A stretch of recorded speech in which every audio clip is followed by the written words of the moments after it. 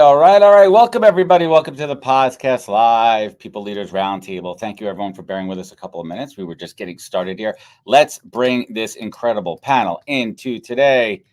Good morning, good afternoon, good evening, everybody. How are we all doing today? Great. Well, thank you so much for joining us here. And everyone who is tuning in across the world, wherever you are, I want to thank you in advance for spending some time with us. We're going to chop it up and talk about all things talent, recruiting, HR, politics, economy. Maybe we'll see how far we get into that.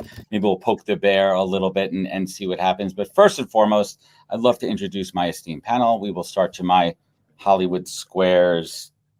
Which way am I going here? We'll start with Anna Morgan. Anna, welcome to the podcast. How you doing? Adam, thank you. I feel like I've finally made it now that I'm on the podcast with two other amazing female people leaders. I'm Anna Morgan, owner of Careerbff. I do recruiting, consulting, and coaching, along with outplacement work as well. So a Jill of many trades, over 15 plus years, full cycle recruiting agency to corporate, now to entrepreneurship. So excited to dive into this conversation and, talk about what's coming in the world of work and hiring. So glad to be here. What is coming? Let's go down. Katie, welcome to the show. Thank you so much, Adam. It's so fun to be hanging out with all of you lovely folks on this beautiful sunny morning.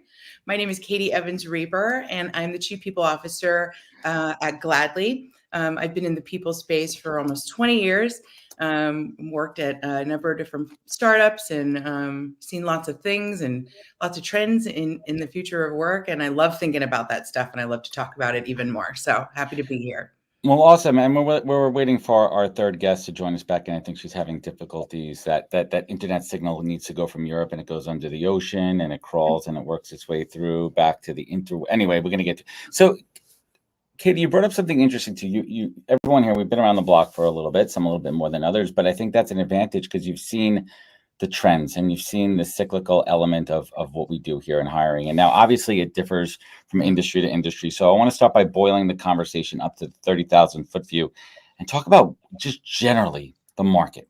What's happening right now? What are some of those things that we're seeing going on right now? Because there's a lot of mixed messages, right? There's a lot of things going on. But before we do that, we're going to pause that question and we're going to bring Elena in. Elena, hopefully you figured it out. Welcome. Sorry about that. My connection decided to just crap out on me today. Sorry. But happy we made it work. Yes. Please introduce yourself and we'll get back to the first question. Yeah. So I'm Elena. I am the Senior Director of Talent at Labelbox. And that was fairly recently. I got promoted to all talent things at Labelbox. I was leading the recruiting function for 3+ years and expanded my role into more of performance and learning and development, just kind of end-to-end everything talent, which I'm super excited for. I love it. Well, where's my air horn? Is my air horn working? There we go. I'm not going to do that anymore. I just get it once out of the way. It's like a trigger finger. Like if I don't hit that button at least once a day, we have a situation over here. My anxiety goes through the roof, and sometimes I'll just do a live broadcast just to hit that button for 30 minutes, and it has more views than anything. No, I'm kidding. So Elena, we jumped in. We're going to talk about the first topic du jour, which is really just understanding and talking about what's going on, just generally in the market right now. I mean, everyone knows what's been happening. Mass tech layoffs over the last couple of years, high inflation, the bubble has burst on all these giant, these loans that these companies took out, and first in, last in, first out, and also a lot of people that have been around for a long time have been getting laid off, and it's scary, and the market is flooded. So I want to talk a little bit about the good, the bad, and the ugly. Layer on top of that, here in the U.S., it's an election year with all the complications and issues that come for that. But Katie, generally speaking, what are you seeing from a hiring perspective? We'll talk specifically about the U.S. market just to keep it a little tighter. Okay. I think it's just, as you said, it's rough out there right now if you're looking for a job. And we're seeing still, an order of 10x or maybe even 15x the amount of inbound candidates, per job posting than we've seen in the last, I want to say 10 years. The market really is just nuts right now. But what you're also seeing too is with sort of AI, they're coming in. Everybody's had to rush to learn sort of like new skills. And if you are somebody who went out and spent some time, whether that's as a marketer learning to tell the story of AI, or most obviously as an engineer, you're in a pretty good spot right now. And there's lots of work out there for you. For everybody else, I think it is still a rough market. Yeah, and we're gonna put a pin in the AI because we're gonna get to that one in a little bit. So Anna, from your perspective as a recruiter, let's talk a little bit about some of those conversations, the frustrations that you're hearing, or maybe the silver linings, maybe some of the gold that's happening. But what are you seeing from a trends perspective? Well, I mean, I think there's mixed messages, like you said. There's, you know, I have this argument with my husband all the time. He's like, the unemployment rate is this. And then, I'll send him an article, that talks about, we're hoping that, the market is going to soften a little bit, and you have those like juxtaposing opinions where, a lot of recruiters are saying like it's going to get worse before it gets better. And then you have others that are indicating, not such a significant weakening, that they're recommending like easing the policy, which means, cutting rates. So I think, I recently rolled off a contract for like skilled workers, carpenters, mechanics, diesel techs, and, we were putting up billboards. We Mhm. were doing all different types of ad campaigns. So I think there's definitely pockets, like Katie mentioned, from software developers, software engineers, those might be more in demand, lower supply. But then the talent community is, in flux and available. And I liked what Elena said earlier, where she was like, well, I get to do a little bit of everything. And it's like, isn't that the epitome of a talent acquisition Yep. professional's job description? We're training, we're learning, we're sourcing, we're recruiting, we're stakeholder management, we're, performance management, career pathing, Therapist.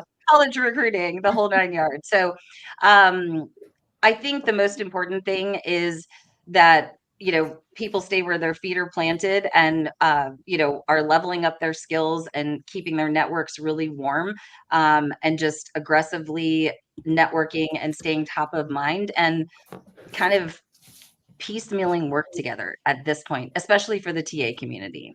Yeah, it's definitely rough out there for a lot of us, and obviously it's simple when it's supply and demand. Companies are not hiring. They don't need recruiters. Recruiters are the first to go. And a lot of recruiters out there, we're holding, sticking to our guns and we're finding opportunities and diversifying. Where else can we take our skill set? What other areas? For me, it's like, all right, let me dip my toes into healthcare a little bit. Let's see if I could work in there. And I think you hit on something, Anna, that's really critical to talk about. When we look at those job numbers and we see 330,000, where are they coming from? And I'm seeing a lot of also, the more of the blue collar jobs that are harder to fill, because kids aren't coming out of school going, vocational training, and that's a big problem in the United States. And more of those technical roles as well too. So there's a lot of opportunities, on that side. And then white collar roles, I hear, and please keep me straight on this one. There's a lack from an accounting perspective, like accounting and finances. There's a lower supply in there too. So thinking about it as a recruiter, where you could shift your talents, where you could start to onboard a new skill. And we're going to talk about AI in a second. But Elena, from your perspective, what's one of those silver linings that you're seeing right now in the market? I think this is one of those moments that we're going to look back and understand it was a big change that was happening in the market. I feel like it's kind of similar to when the internet came about and everything freaked out and everything changed. And it's kind of similar now, I think, with Gen AI and the whole world trying to understand it, learn it, adapt to it, integrate it in their work. So there's a lot of change that I think came from that. And obviously it impacts our work directly, being TA professionals, but even candidates, like, some are more savvy than others in using and leveraging Gen AI. And then, it becomes an interesting challenge for recruiters. How do you sift through that? How do you get, so it's a very interesting kind of trickle down effect to pretty much everything that we do. And I think on the flip side, with everything that happened in the industry, companies are also reacting in the sense of trying to find ways where they could be more efficient. And that can translate kind of similar to my case, where roles become, you extend the scope of the roles of the people that you already have. So you're trying to do, more with the team that you have. More with less. Yes, exactly. So I think that's also part of the reason why we're not seeing, a big boom or a big rebound with hiring, because we're still kind of going through that transition. And I think a lot of us are just trying to figure out what this new world looks like and will look like for the future. So let's get into that. First of all, thank you. That was a really fantastic take on what's happening right now. And AI is a scary word for many people out there, and it's either they feel overwhelmed, there's too much information coming at them, they don't know where to start, they don't know where to look, they have people chirping on their ears, they look on LinkedIn and they see crazy things. So we'll narrow it down, and we'll talk about two different aspects. I want to talk about it from a job seeker's perspective, and I want to talk about it from the internal company's perspective on how they're using AI. Anna and I have been out on the well, everyone here, we've been out at these industry events. And it looks like everyone and their mother is somehow incorporating AI into their candidate experience, AI, ATS, benefits, pay, everything. It's affecting everything. And like with anything, there's a learning curve. And we're trying to figure it out. And we're trying to see what works and what doesn't. But ultimately, at the end of the day, us in the talent community, we need to be mindful about that human experience. And that's what scares me, that some companies are pushing it a little too far. So, Anna, from the recruitment perspective, when you're working with your clients, where are you seeing some of the technological innovations for good, where some of the companies are using AI in their recruitment experience? Yeah, I mean, honestly, and the recruiting industry that I've seen, many people have been resistant to embrace AI. And, I'll be honest, I was in, Fortune 500 corporate mid last year, was the first that my team even started like dipping their toes in ChatGPT as a way to like alleviate the administrative burden of write-ups and summarizing notes and just basic things. I see AI as a way that we as talent leaders can create better candidate experiences where we can actually lead with more empathy and compassion and customize our responses and really communicate more humanly with some of these tools. Because I've also been hearing from the candidate experience, no one wants to get to the fourth round of an interview and not have spoken to a human. Yeah. And inevitably, there are still pockets where companies are struggling to find good talent. So if you put talent through that kind of experience, they're going to be like, bye-bye, and they're out. And then that your brand is damaged, like, the chances of them coming back to give you a second chance decrease exponentially. So I really think it's our job, the, ninja change agents in the production seats and the talent leaders, to be really having conversations with the executive board and those folks at the table so that they actually truly understand what is happening on the acquisition front and how our candidates are feeling, what their experience is, from seeing the posting or learning about the company through the interview process to onboarding. And the majority of companies at the top oftentimes don't want to hear it, but we need to keep fighting the good fight, as I say, right? Keep on fighting the good fight too. And I've seen some great tech out there, especially for roles where there's qualifying questions or pretty much a standard questions that a lot of the recruiters can ask. That could be done by a bot or an AI technology, and it's making the recruiter's role more efficient. They're getting a summary of that, and they're able to spend that first human touch to get to know the candidate, to talk more intimately about the organization. And that's where I see it working well versus true replacement.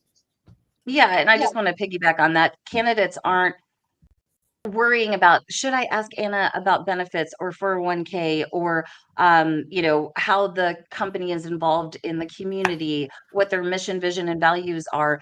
That can be an AI integrated chatbot on the careers page, which I think really accelerates the candidate experience to get that knowledge, like you said, where then we can really dig into who you are, what you're looking for, to determine that mutual fit.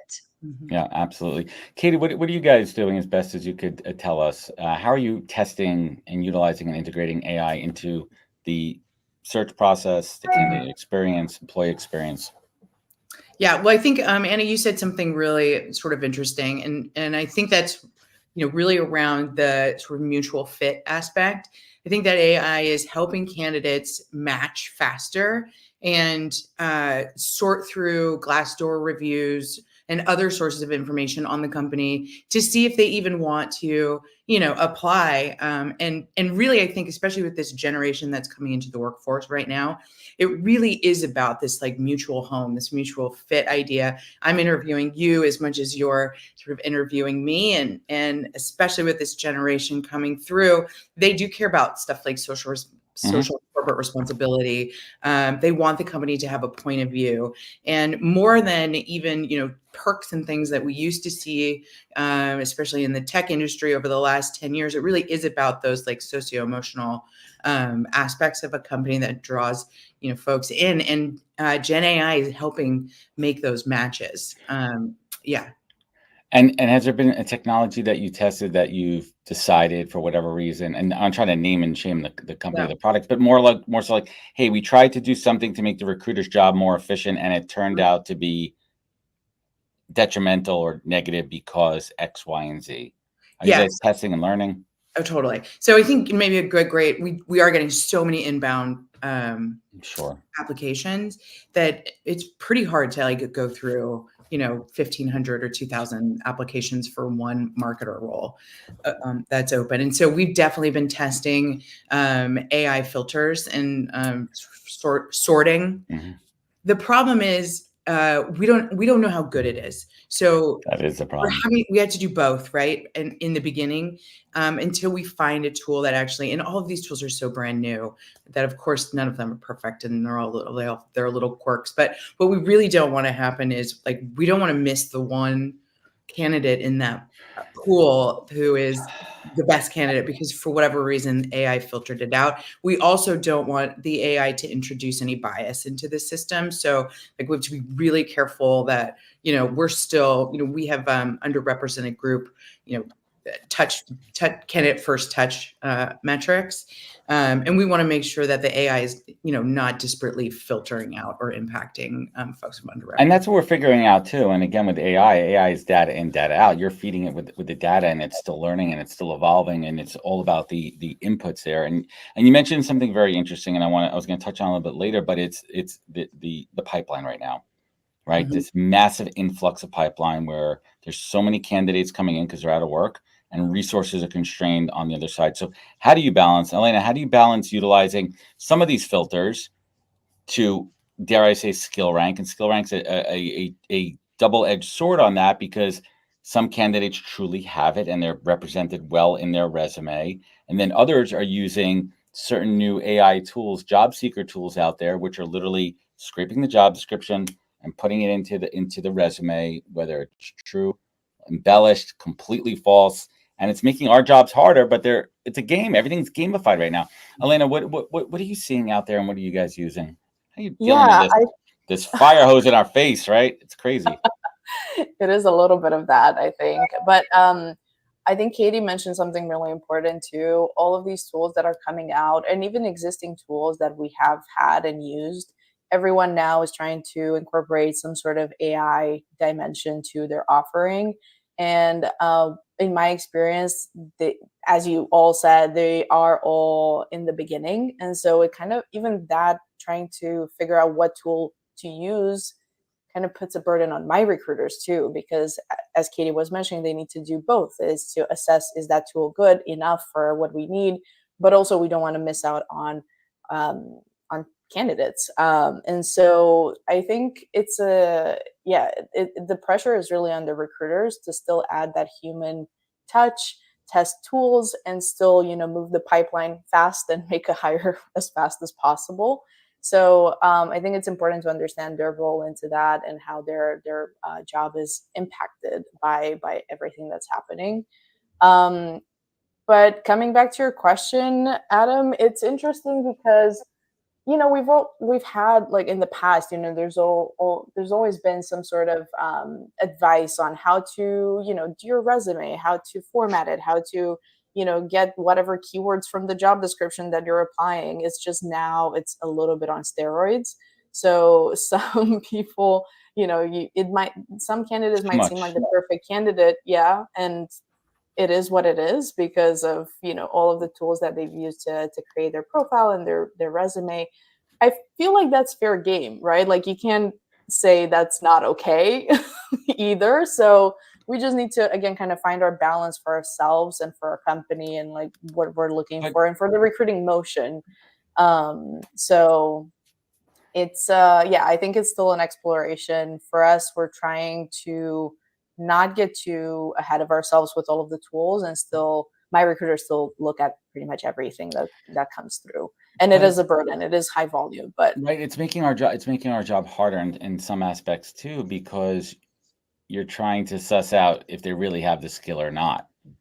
Right. It's kind of a tough one. And that's where recruiter training comes in for a highly skilled recruiter who, if you're staying in your lane, staying in your niche, companies where they're coming from, the kind of roles and responsibilities, right? So you could kind of guess, like, all right, they got this. They've been doing this, consecutively, progressively over a number of years.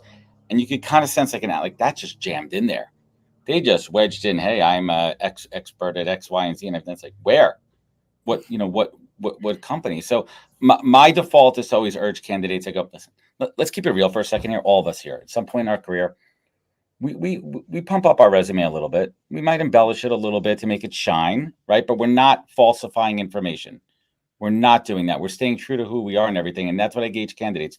You want to put your best foot forward. You want to shine, like you want to be your best self, but don't falsify information, because that's not a good look. Katie, how are you working with your internal recruiters on being overwhelmed right now? How are you working with them from that, bandwidth, mental health kind of lens?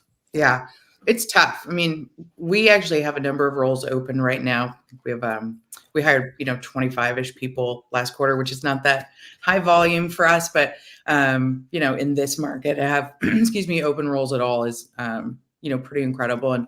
And I think we got, I don't know, 20,000 inbound candidates for 23 roles. I mean, maybe that's a little exaggerating, but like my resume, but anyway, the volume was like, just incredibly high. And so I think what we have to do is a really good job of sort of prioritizing, and we have to do a really good job of being absolutely positive what we're looking for, both profile, sort of level, years of experience.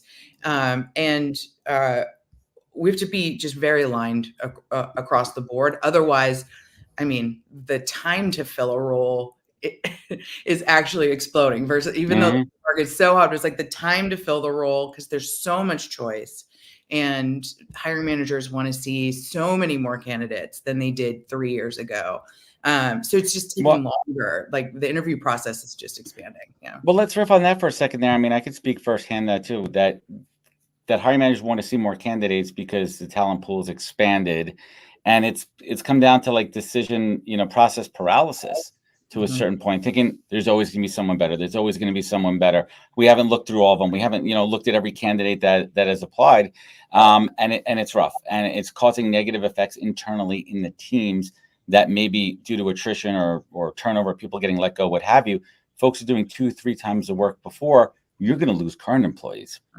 So I always urge, I like to take the lens of, let me take a step back for a second. I think one of the best positions to evolve in the last 10, 15 years is the practice of HRBP practitioners. Someone who really understands the business element, someone who understands HR, someone who understands recruiting, and they're kind of that middle person who could really understand it from a strategic and a tactical perspective.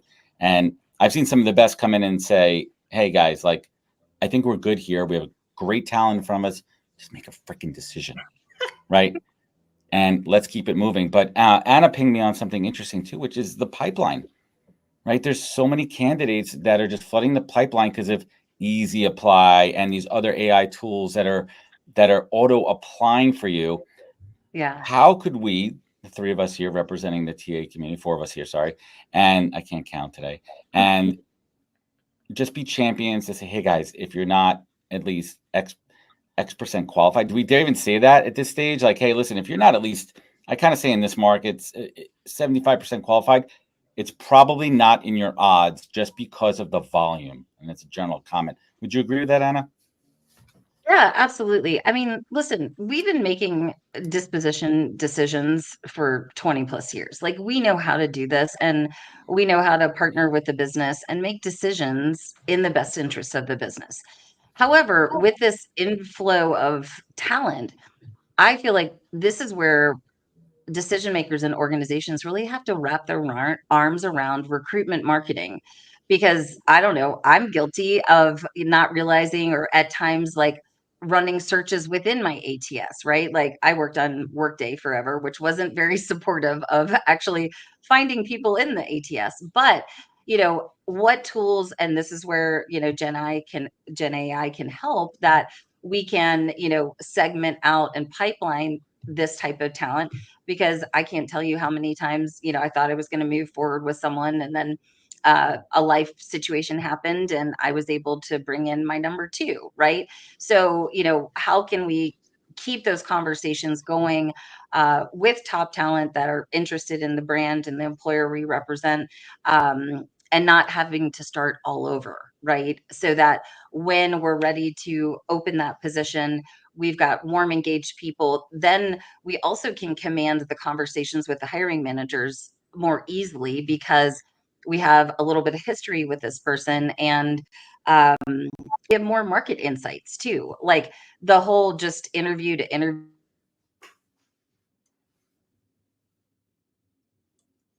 about the decision that you're making, because time kills all deals. We know that, no matter the market.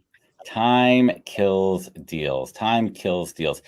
Katie, how I'm going to assume that you're pretty on top of your part by friend shit over there at your company, and you're looking at numbers and metrics too. How are you looking, when you're looking top down at activity, performance? How do you kind of assess when you need to kind of get in there and grease the wheels a little bit? And how do you go about doing that with hiring managers and recruiters? Well, I think probably the most the thing that happens most frequently is kind of like what I was talking about before, the sort of paralysis, or sometimes it's the interview process itself. We've designed like a pretty structured interview process that connects to our career paths and our performance development system, and so it's it's structured, it's not biased, and but straying from that a little bit, hiring managers, they love to just add in, oh, but I really want this person to meet this person. Extra call, extra meeting, dealing with scheduling. Yeah. And it goes from 4 to 6 to 7. And, you look back and you're like, this person has interviewed enough. They're good. 10 hours of interviewing for this role is not appropriate. And so sort of reeling them, hiring managers, back in, and convincing them that actually we're the subject matter experts in this field, and we're going to get you someone really amazing, and it'll just be your job to make a decision. Elena, what are you seeing from your perspective as the recruiter? I think on what I'm going to build on what Katie said, that's how my recruiters and we as a team work and partner with hiring managers, is to really come back to what exactly is the need on your team, what do you need, and how fast. Because most of the time what happens is everyone wants, has an urgent need. They want that person yesterday, but somehow a disconnect happens somewhere, and then something like, let's have another chat and another chat. And then you're like, I thought this was urgent. I thought, your team is behind. I thought, you're strained, and so on. So kind of putting back into perspective, like, hey, this is the urgency that we set, to open the search and find this person. Why are we delaying it now? And kind of realizing that it's a problem on our end, and it's an internal issue that we need to address. I think also the way we work with our hiring managers is to have, and that's something that I've worked to build from the beginning, to have really crystal clear clarity on who does what in the recruiting process and the hiring process between recruiters and hiring managers. And most of the time the hiring manager beyond calibration and, the initial stage is to make decisions and let us know yes or no. And most of the time the conversation comes back to that. Like, this is what you need to do at this stage to give me a yes or a no. And if it's a no, then tell me why so we can, further calibrate. But coming back to basics, structured interview process, I think it's more important than ever, given the volume, given all of the changes and transitions that we're going through right now. Yeah, I mean, and that's something I coach a lot of my clients on. I mean, we're not just recruiters here, but we're also talking about TA and processes. You need it from a calibration standpoint. So you're reviewing every candidate, on a fair scale, and you're calibrating it accordingly. And then just keeping things moving. I mean, I see the number one problem in most of my clients is scheduling. They have a process, and then next thing you know, there's a week between communicating when we're going to schedule, and then that one gets moved down. All of a sudden, you're looking, and it's almost 15 business days since the last interview, and that is unacceptable to me as a recruiter. It's a tough pill for me to swallow when I'm trying to communicate that to a candidate. And at the end of the day, I mean, obviously, it's an employer-driven market right now. But if you have to assume if someone's interviewing with you, they're interviewing with your competitor. That's kind of like this golden kind of foundational rule that I learned early on in recruiting. And time is of the essence. And you can't just get so in your head as a company and be like, no, we're the only ones. If they don't want us, then screw them. No. You have to be mindful. Yeah, and like hiring managers during the summer, like, oh yeah, put that job on hold if you're taking a 7-week vacation this summer, right? Well, that's an interesting point too, and then again, I think that also bubbles up to a fundamental skill that all good recruiters have is managing expectations. Being very clear on that. Like if it's in the middle of July, I'm going to be like, hey, Anna, I know you applied for the role. We're very interested in you, but it's going to be 2 weeks before we even schedule because the hiring manager's out. It just is what it is. People are entitled to their time off, but then also maybe think about, okay, what's an alternative, right? I've done that with some great companies before. If they can't meet with Anna, they can meet with Elena. If they can't meet with Elena, they can meet with Katie. Let's just keep the process moving.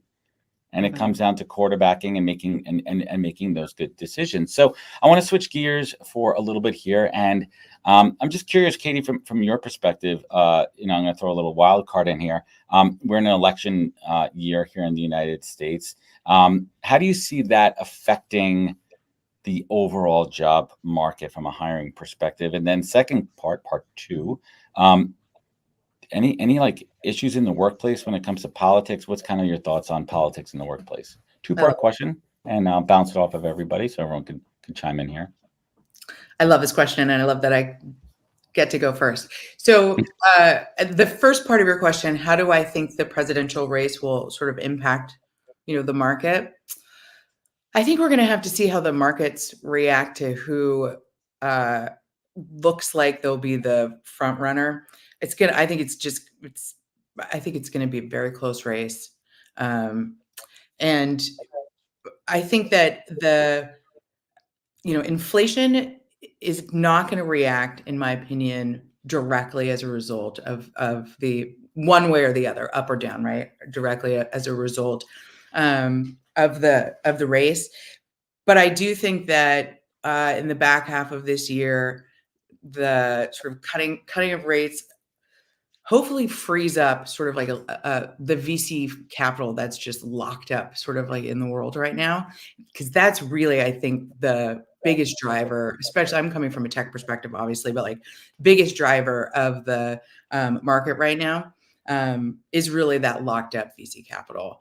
There are a lot of companies, the Gen AI companies, Series seed and A that are getting funded right now, which is actually really interesting and having an interesting impact on the market in terms of like the fractional work that we're seeing at the executive level. That's a new thing. And that's really happening because the VC funding has gone into seed stage and A stage round companies for the last 2 years. And so the balance of the earlier stage versus the growth stage companies right now is pretty dynamic and there's a really big spread there. So I think that's having more of an interesting direct impact on the labor market.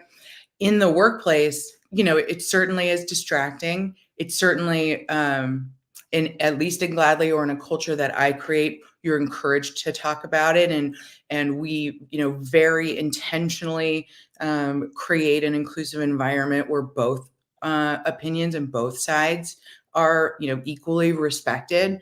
And, I'm all for it. I mean, I think if we're not talking about it out loud, we're talking about it or thinking about it. And especially, in our remote environment where, the internet's here and the TV's there and we're all thinking about it anyway. So we might as well all just talk about it and use it to create that moment of connection.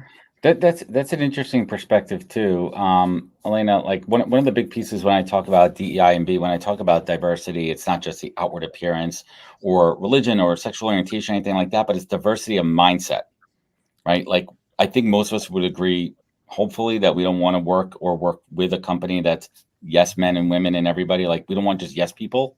We want diversity of mindset. So, how do you, like, Elena, when you're interviewing and when you're training recruiters too, like to manage and park your bias, but also ensure that you're having conversations to see if people are curious, intellectual, without kind of crossing that line? I never really like the question, tell me what you do outside of work. Like part of it I like because I like to hear what people are doing, but it could also, I've been shocked a couple of times on that. I got taxidermy on one of them. I'm like, that's cool. Tell me more about it because I was interested. Also got that one time. That's interesting.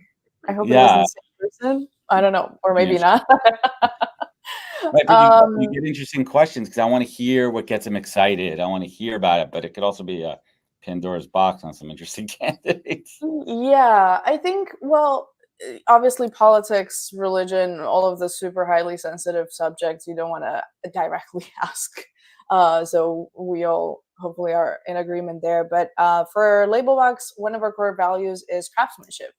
And that goes into what you do for work. So your craft, as for me as a recruiter, as a talent person. But you might have some other. That's an umbrella that you can talk about your hobbies or whatever craft you're pursuing in outside of work. So that's really our question, to learn more about the person more holistically. But it really depends on how comfortable they feel to share. If they don't want to go into their personal crafts, whatever they're pursuing, that's totally fine. If they want to stick to business, that's totally fine. But if they want to share, that's great.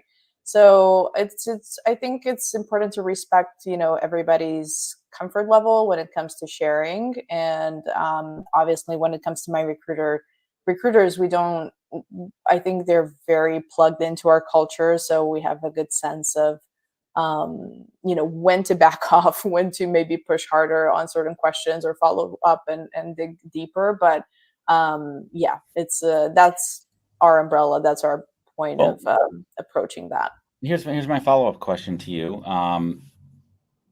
Skill is, in my opinion, and generally speaking, the easier one to assess on paper. The hard one are values and character, which are tough. What's like kind of your thought process, your line of questioning to really assess someone's character, their values? And I don't use the F word. I don't use fit. I hate culture fit. It's my least favorite expression. I will link everybody up to my keynote on why I hate this word afterwards. But it's fit just means the same, in my opinion. But how do you get to the core of someone's character and skill in a 45, 60-minute call? Yeah, I think so. For us, we are very big on transparency, I would say, and we lead with, hey, this is the culture at Labelbox. This is, what it takes to be successful here. So really sharing everything anyone would want to know about potentially joining, us as a team. And then it's really up to them to figure out if that's a fit for them. The F word, sorry. If that is aligned with what they are looking for, and not necessarily us making that decision for them. I think it's important to just be transparent and say like, hey, this is who we are. And if you're going to be happy here, then, you're more than welcome. If not, that's a decision you need to make for yourself. So that's the overarching approach that we have when it comes to this F word. Yeah, I appreciate that. So Anna Morgan, from your perspective too, because you and I are similar, we are fractional recruiters. We get embedded. We do all different work on the side. So sometimes it's hard for us. We do our, let me spin that a different way. We do our best to represent the company that we're recruiting for. But at the same time, we're not there. We're not on their payroll. We're not inside their walls, right? We're doing the best we can, and it's hard to communicate that. But how do you get to the core of someone's values? Yeah, I mean, I wanted to bring back one small point before I dive into that, was the silver lining of kind of what's happened over the last couple of years. And I always think it's like we have to kind of keep the door of the past open to remind us, what was going on prior to COVID, and, what happened, where did we invest, how were our recruiting teams and organizations functioning at those times. And one of the things I see is from COVID, businesses and organizations started to recognize their employees as so much more than just, you know, box checkers and employees. They had mental health issues. They were, daughters, spouses, etc., and started looking at their workforce in such a more holistic way, I would say.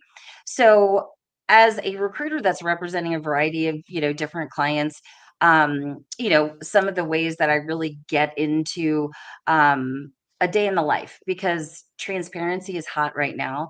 And it's our job to, again, paint that picture of what it's going to be like for that candidate working in the organization. So I spend quite a bit of time in my intake and discovery and calibration. I picked up 2 orders this morning, and I said, the way I work is that I have weekly calibration meetings with you and your partner so that, we stay on time, we stay on task. You've got to fill these positions by mid-July. That's going to make, reasonable commitment on both sides. So just being an excellent communicator and project manager through that process for both the candidate and the hiring teams. If I have a chance to go on site and shadow, sit alongside or walk the halls, like I did in the old days pre-COVID, I would certainly take advantage of that. Because that more of that data and that intel of that's really where you can focus on, culture fit, and what is the golden thread of commonality of the successful people in that company? I ask that question a lot. Yeah, that's definitely a good one. Anna wanted me to bring something up, and it was on my list here too, as far as talking about metrics within the hiring organization. We'll start with Elena.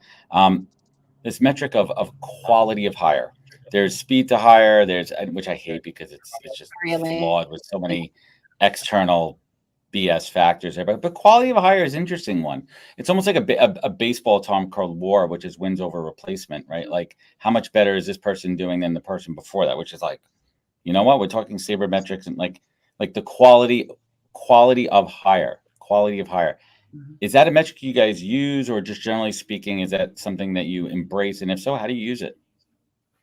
This has been such a topic for us this past year, because I like it. Just let me say this. It's a very complex thing to measure, but it opens up some interesting conversations with the hiring teams, because it's not only recruiting. And that's really one of my things whenever I build a recruiting team. I really want to embed that in the culture and like build the recruiting culture overall. And that takes partnership, and that takes accountability on all sides to make a high quality hire, right? So that was really the foundation of this conversation around how do we measure it, what do we do with it to begin with. And so what we ended up doing is to look at the first 90 days. So we send out this is the simplified version. We went through many different versions, but we landed on this very simple one where we send a survey, which is really just one question to the hiring manager at the 90-day mark, and see how they think that new hire is doing, how they would rate their performance in that first 90 days.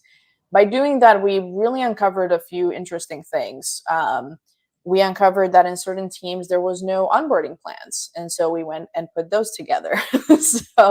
Or we uncovered that. Onboarding. Yeah. Right, exactly. Like we had questions from hiring managers like, well, how should I answer this, by this or by that dimension? Or so we needed to kind of standardize, what do we understand by performance? What are the expectations of a new hire in the first 90 days? And that really, really helped us to define and get to the point where we know exactly what a person needs to be doing at the 30-day mark, 60-day mark, 90-day mark. And then we took that and communicated that throughout the hiring process. So kind of, going back to connecting the dots and having a holistic experience, this is how we use this quality of hire conversation. At this 90-day mark, we also have a conversation with the new hire, and we ask them, my recruiters do, because they already have a relationship, and so they tend to share more things with their recruiter, and we get a pretty good picture of but it's not necessarily a performance. It's not necessarily a performance review. It's more like, how's it going? Do you feel like you were set up for success? Do you feel like you were onboarded properly? Does the expectations that were communicated during the hiring process, are you doing that? And it's not like a complaint session. That's a political way of saying bitch fest, but it's a complaint session. But but it's a balance too, because you also want to get input from the hiring manager. Hey, did we hire the right person too? Right? And yes, exactly. Calibrating all these voices and mixed messages. Yeah. And we want to get both sides of the story. And if there are any discrepancies, then that's something that we need to take further and investigate and see why there are discrepancies. We rarely have them, but when we do, it's really worth looking into and seeing where those are coming from. Most of the times it's miscommunication, or people are too busy to set expectation from the get-go, or misunderstandings that can be easily clarified. But even with those, it's really a great opportunity to catch them super early and not let them, exactly. And don't let them fester and get worse. And exactly. Yeah. So we've had some really good, productive conversations under this quality of hire umbrella. Feedback's only good if you do something with it, right, Katie? So what are you guys doing? Do you guys have a quality of hire metric that you utilize? So I don't love the quality of hire metric. To me, it feels really subjective. And like what Elena is actually saying is that there's so many different pieces of the candidate experience that go into influencing whether or not they're going to work out long term. And what does long term mean anyway? Like, I mean, when a company is growing and scaling quickly, like how long is a good enough time to stay at a company before your skill set is outgrown? That's a whole other podcast. That's a whole other conversation. Yeah, exactly. And so, I don't love that. But what I love thinking about really is like the candidate and then employee experience journey, through their whole life cycle. And that's about, not, what are they coming into the organization with? What skills? And what are they going to learn and grow, and how are they going to develop while they're here? And how are we going to have this amazing mutual sort of, experience where the candidate, now employee, is super fulfilled and is learning and growing and becomes even better over time, or as the company grows and scales really quickly, maybe they outgrow it. So lots of unpacking there, but all of that to say, I don't love the quality of hire metric. Well, I'm going to finish this line of questions with Anna Morgan because it's your question. Here's your request and dedication. I have very strong feelings about quality of hire. Still, it came up at a conference recently, so I wanted to, throw that curveball y'all's way and see. What was your question, Adam? I'm on mute. No, I want your hot take on it. Why don't you like it? Well, it's not that I don't like it. I see it as a vehicle to Katie's point and Elena's point, to force the business to look at these other areas and their part in the talent acquisition process, right? To your point, we need to button up our onboarding. Our orientation was a shit show. I didn't get my computer for 2 weeks. Even when I had my computer, I wasn't able to get my login. And so it gives us, clear data where talent can partner with those HR business partners better, with our HR tech team, to create, automated workflows that's like, we're excited to see you on your first day. Hey, hiring manager, here's the list of things that you need to do. Order a trash can, make sure they have a cube space. Here's their address. Maybe give them a call, tell them that you're excited to have them on board, because so much gets dumped in the recruiter seat. And then they're like, we're managing all of the candidate experience things and a heavy workload. And so quality of hire discussions are great because it brings in more of the organization to make this a priority, where so many times I feel like, at least in my experience, we're like, we need to make this better. Like, what can we do? We work so hard to get them in the door. We want them to stay. But so much of the time, we don't have a seat at the table to partner with the HR business partners or the tech, or, part of that process, depending on the organization. Startup might be very different than Fortune 500, et cetera. The initial kind of gut reaction I had to it was like, quality of hire is only accessible to organizations that are pulling all the levers and like have the most perfect talent and HR execution team, which we know does not exist in most companies, right? Speak for yourself. Speak for yourself. maybe, but in like, perfect. We do our best, right? It's never going to be perfect. Yeah, everything's firing on all the cylinders. Everyone's doing their part. Nothing falls through the cracks. I call very unlikely that exists. Very, very, very. I'm shout out to the people team. Optimistic that with women like you running the show, those organizations will be the exception.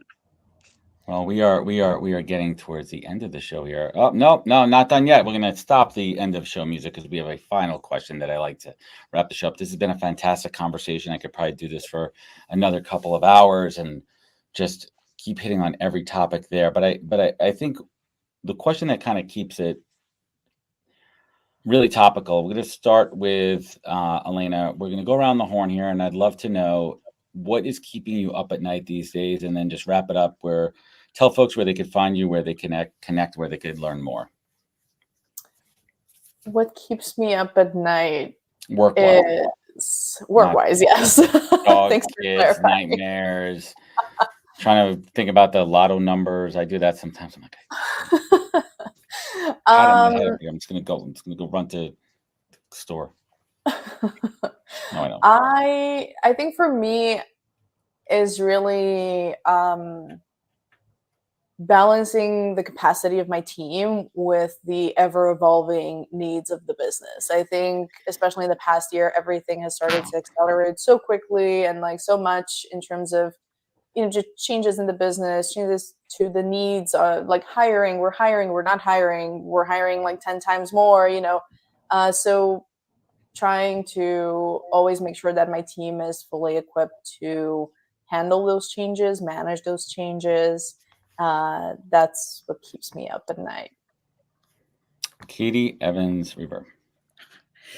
I spend a lot of my time thinking about the business itself, and really thinking about how the different teams and folks across the entire organization are working together to support the business.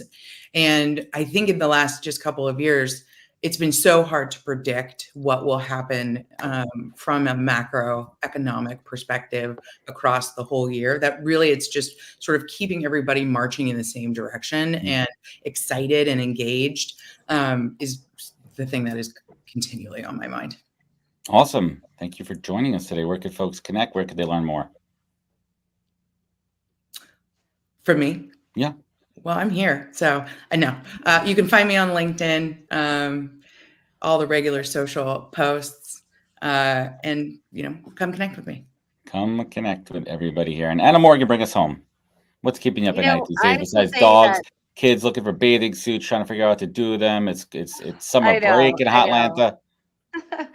I think staying relevant. The big conversation I've been having with female Gen X talent professionals is like, how do I not turn into a dinosaur? And that's upskilling with generative AI, continuing to, be involved in these conversations like we're having today, learning from my peers and having, courageous, candid conversations with our clients, with our community, and out there on the platform as well to keep these conversations going. Will companies, continue to embrace AI and dump all of their information into VPN and, an AI bot actually be doing the first screens with candidates? Maybe. I've heard a wide variety of stories, and I think as job seekers look at, the ATS being this great white whale, recruiters are looking at AI kind of in that same mystical, worrisome, fearful place. But for me, I lay there and think, how can I be leveling up, staying relevant, and being of maximum service to my community and the clients I serve? I love it. I love it, Anna Morgan. And where can folks On find you? LinkedIn, that's where you can find me. Find everybody here on LinkedIn. And I want to thank my panel today, Anna, Elena, and Katie. Thank you so much for joining us on the podcast. If you are listening live, thank you for spending an hour with us. If you're listening on the podcast replay, I want to thank you so much for spending time with us as well. You know where to find out more at thePOZcast.com. Follow us on all the social media channels. Check out Instagram at NHP Talent. Remember, be good to yourself, be better to others, and catch us next week for another great episode of the podcast. Take care, everybody. Thanks, Adam. Thank you. And thank you, everyone at home, for playing along.